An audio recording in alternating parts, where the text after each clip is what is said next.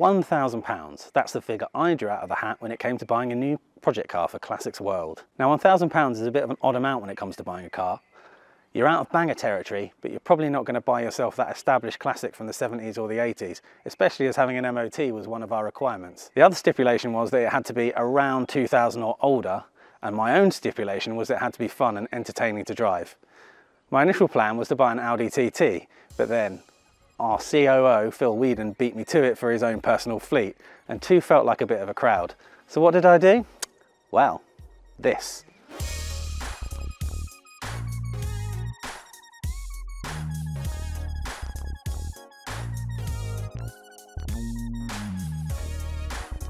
So here's what I bought, a Ford Puma. Now when I rolled in the office car park, I expected some abuse about it not being the manliest of cars and how I probably had hairdressing products or hair straighteners in the boot. But really the only stick I got was about it being based on a Fiesta. You got a Fiesta? Hey, if you're in any doubt that it's based on a Fiesta, you've only got to look in the rear arches. That's when you know it's based on a Fiesta. Now that doesn't really bother me because I think that the body that this is clothed in has aged really well. And let's not forget this has the 1.7 engine under the bonnet, which was never fitted to the Fiesta. Now I really wanted to find an earlier car, maybe from the launch year of 97 or 98.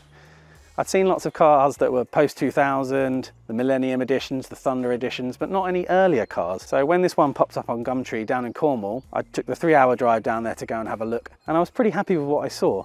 It's got the earlier propeller wheels I like, the interior is original. The owner had basically a telephone book sized package of invoices and receipts with it. And basically it looked like a really nice, well cared for example, and fewer than 70,000 miles on the clock, so I was really pleased with that. To be honest, if that hadn't won me over, then the test drive did. Where the guy lived, he had sort of a ribbon of black tarmac just sort of cutting through the hills, through the Cornwall hills. After a little test drive, I knew I was going to buy a Puma. Whether it was this one or not, I was definitely having a Puma, and as it turned out, it was this one, and I'm really pleased with it. Now, of course, being a 22-year-old car, it's not perfect, as my colleagues took great pleasure in pointing out to me. The headlights, for instance, have clouded over really quite badly, and they need a good polish to bring them back up to scratch. And being a Puma, it has got some rust.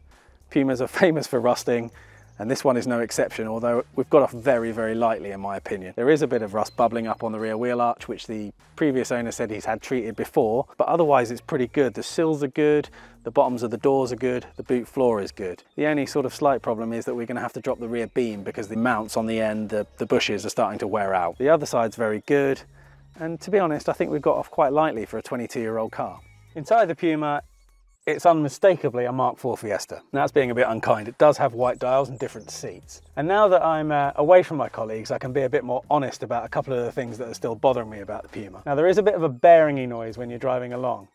It doesn't do it in gear, so I'm hoping it is just a wheel bearing or something simple. The other thing that bothered me for a long time was the idle speed. The previous owner said that it needed a service, and so the idle wasn't so good.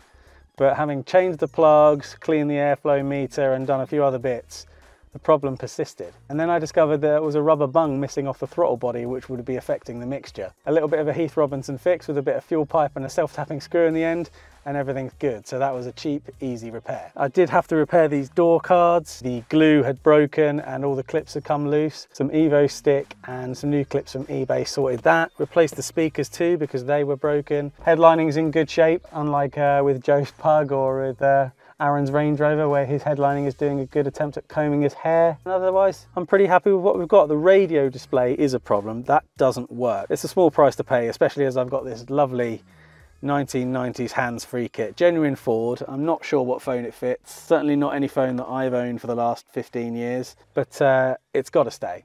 But it's out on the road I think the Puma makes the best case for itself. For starters, it's a real practical proposition. It's small, it's light, it's easy to maneuver, the steering's easy and light, and you could conceivably live with it every day. Okay, the back seats are a bit small, but the boot's really quite big, so there's plenty of room for your shopping. Our group editor Paul Wager was on the press launch for these back in 1997, and he recalls that everyone who took a ride in one just couldn't believe it was based on a Mark IV Fiesta. Now, a Mark IV Fiesta isn't that bad a starting point, but Ford's special vehicle engineers, the ones who brought us the RS Cosworth, tweaked the suspension and the steering to make it even better. And for a front-wheel drive car, it's tremendous fun. And under the bonnet, you've got that Zetec SE engine, developed in conjunction with Yamaha. This is the 1.7 version, and it's fantastic. There are some reports of the Nickersill liners, or the Nickersill coating on the bores wearing, but if you use the proper 530 oil, then you should be fine. So what you have then is a car that's more than the sum of its parts, I think.